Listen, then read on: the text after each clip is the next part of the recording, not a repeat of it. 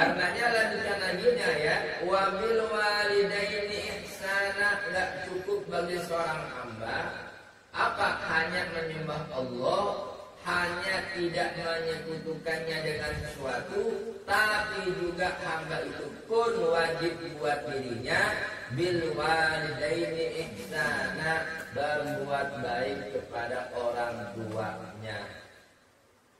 Ini sudah fitrahnya manusia begitu, wajib.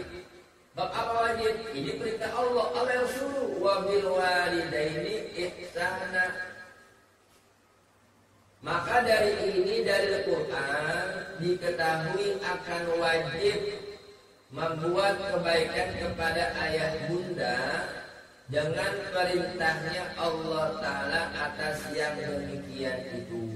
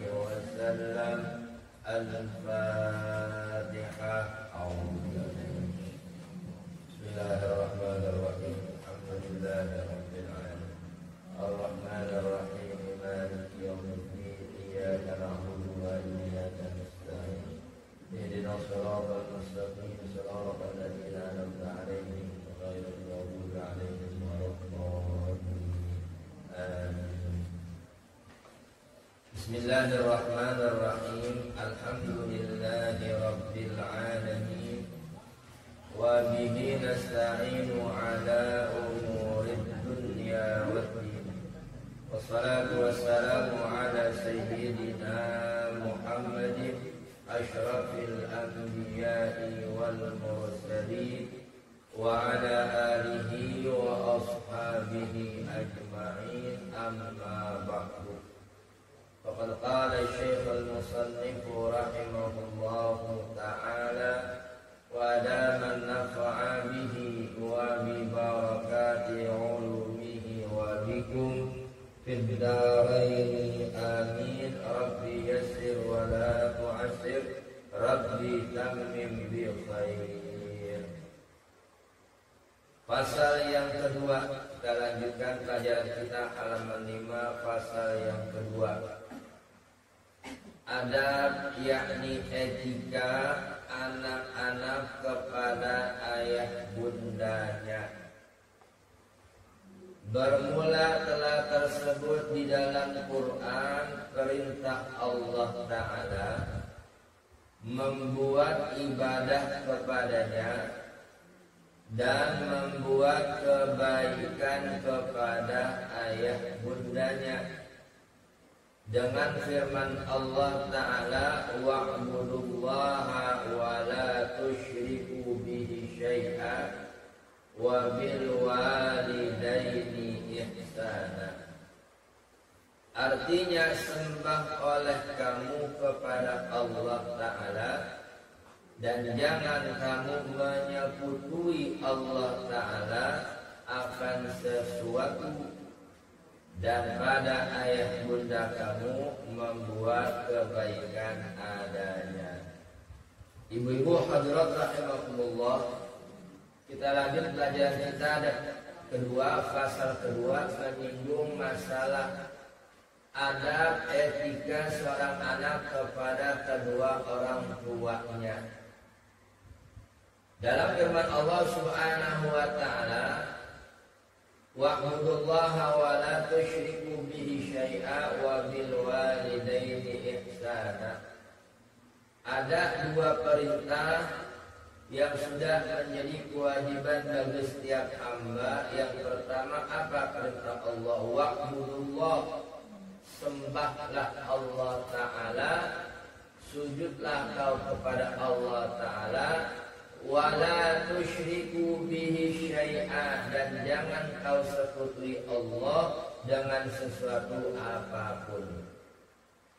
Sekarang saya tanya, ada nggak orang nyembah Allah tapi selain nyembah Allah dia tetap datang ke dukun minta tolong sama dukun? Masih ada nggak orang gitu? Nah, sholat juga tapi ke dukun datang juga. Ini percuma. Kenapa? Berarti apa? Dia nyembah Allah tapi masih menyekutui Allah. Kenapa? Dia datang kepada dukun, berarti apa? Dia masih percaya dengan apa yang diperintahkan, dengan apa yang dikatakan oleh dukun. Ini sama dengan apa? Menyekutui Allah Ta'ala. Makanya ayatnya nyambung.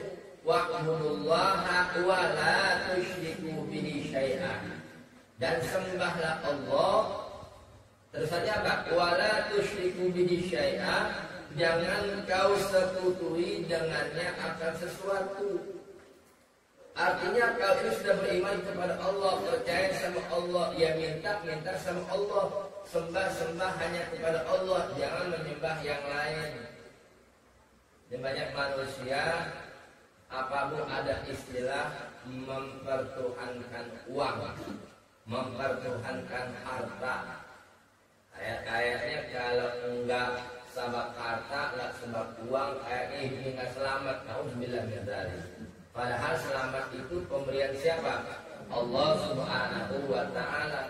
Mau kaya, mau miskin, mau ada duit, enggak ada duit, kalau Allah sudah kasih selamat, ya selamat. Mau biar kaya, banyak duit, tapi kalau saatnya sakit, ya sakit. Ya, semua sudah ketentuan Allah Subhanahu wa Ta'ala. Karenanya Bu, dalam urutan yang pertama, min akbaril kabair, dosa yang paling besar satu apa? Menyekutukan Allah, asyirku billah. Yang kedua apa? Al-uququ lil walidaini, durhaka sama orang tua. Itu urutannya. Karenanya lanjutan lagi ya, wa bil walidaini ihsana, enggak cukup bagi seorang hamba apa hanya menyembah Allah, hanya tidak menyekutukannya dengan sesuatu, tapi juga hamba itu pun wajib buat dirinya bil walidaini ihsana, berbuat baik kepada orang tuanya. Ini sudah fitrahnya manusia begitu, wajib. Bab apa wajib? Ini perintah Allah, Allah yang suruh. Wa bil walidaini ihsana. Maka dari ini, dari Al-Quran diketahui akan wajib membuat kebaikan kepada ayah bunda dengan perintahnya Allah Ta'ala atas yang demikian itu.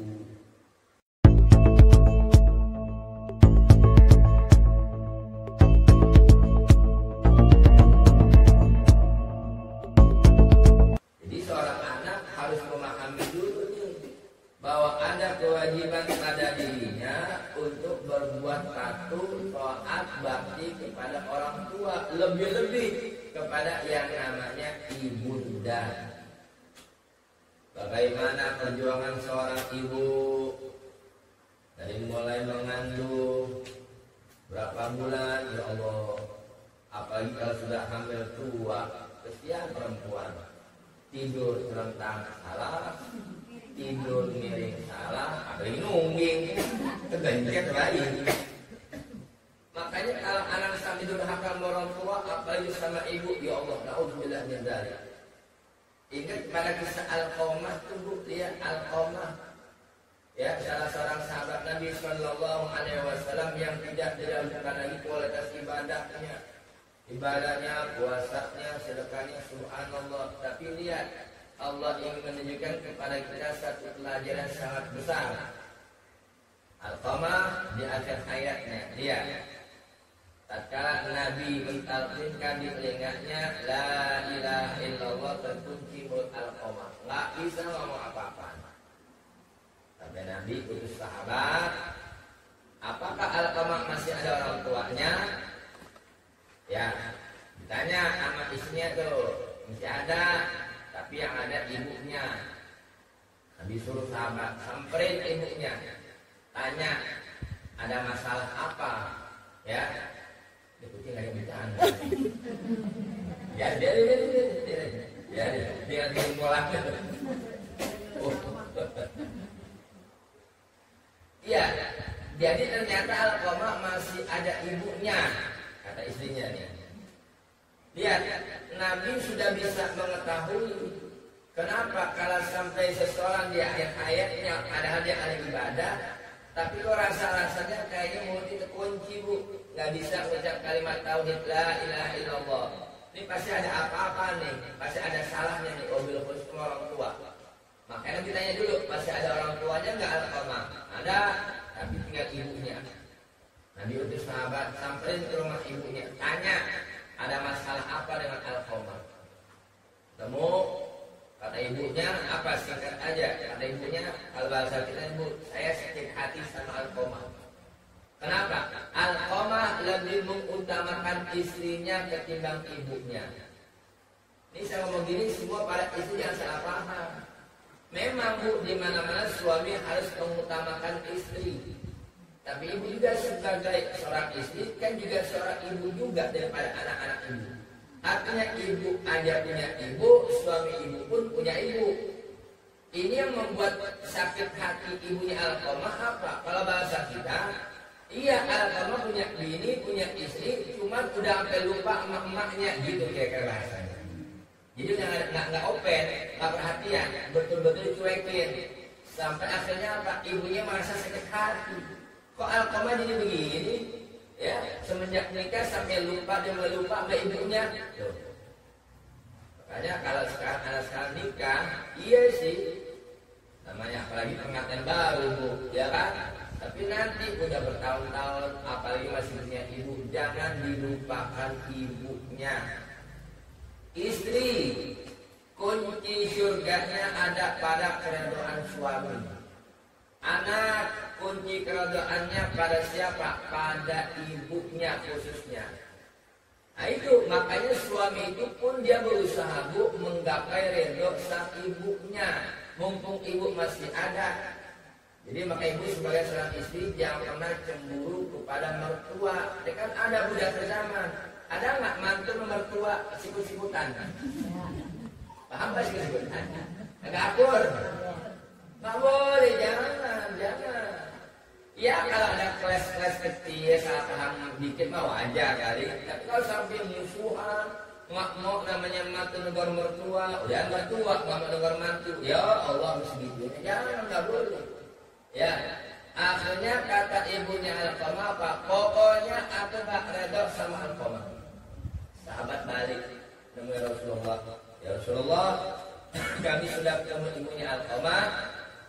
Ibunya Alqamah sakit hati sama Alqamah, ibunya gak ridho. Kata Nabi, kalian sahabat balik lagi ketemu ibu, temuin. Tanya, ibunya mau maafin gak Alqamah? Kalau enggak Alqamah mau dibakar. Ini bukan Nabi pinjam, bukan. Lebih baik Alqamah kalau punya salah, dosanya dihabisin sekarang di dunia ketimbang kita di neraka. Gitu maksudnya.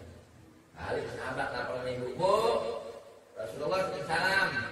Ibu mau maafin Alqamah nggak? Kata Nabi kalau ibu nggak mau maafin, Nabi siapin kayu bakar. Nama seorang ibu nanya, udah apaan? Buat bakar Alqamah. Tuh lihat, sesakit-sakit hati ibu sama anak.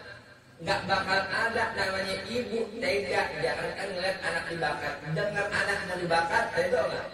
Kagak. Kata ibunya, jangan. Saya nggak mau anak saya dibakar. Sampaikan salam saya kepada Nabi. Saat ini juga saya maafin Alqamah. Saya ridho sama Alqamah. Pesan sama Nabi, jangan sampai anak saya Alqamah dibakar. Tuh lihat. Padahal tadi tuh ibunya sakit hati sama Alqamah tuh. Begitu dengar kata Nabi, mau maafin atau Alqamah mau dibakar. Nah, akhirnya kata ibunya, nah, jangan dibakar. Ya udah, saya maafin sekarang. saya redoin, saya ampuni kesalahan Alqamah. Akhirnya begitu sampai ke sahabat, ya Rasulullah, ibunya Alqamah udah maafin Alqamah. Nah, kemudian Nabi apa? Talqin lagi, ya, la ilaha illallah. Yang tadi mulut terkunci, begitu dapat izin ridho dari ibu, baru terbuka lagi mulutnya. Baru mengucap Alqamah, la ilaha illallah, lama wafat. Lihat, itulah bentuk seorang anak. Jangankan lahir butuh ridho orang tua, udah pasti. Ya, perjuangan ibu, maaf, ini bukan porno, bukan ya. Perempuan bagaimana sakitnya lahir, bukan 1, 2, 3. Jangan ngeles, Ustaz, tapi yang sesar enak, saya bilang, emang sesar enak juga. Apa yang enak, perlu dibelek. Lebih sakit. Nggak ada enak-enaknya bu lahiran. Tapi kalau kata lahiran nggak enak, anak nambah. Emang udah karunia Allah. Ibu ya. Ibu beruntung jadi seorang wanita yang Allah amanahkan bisa melahirkan anak.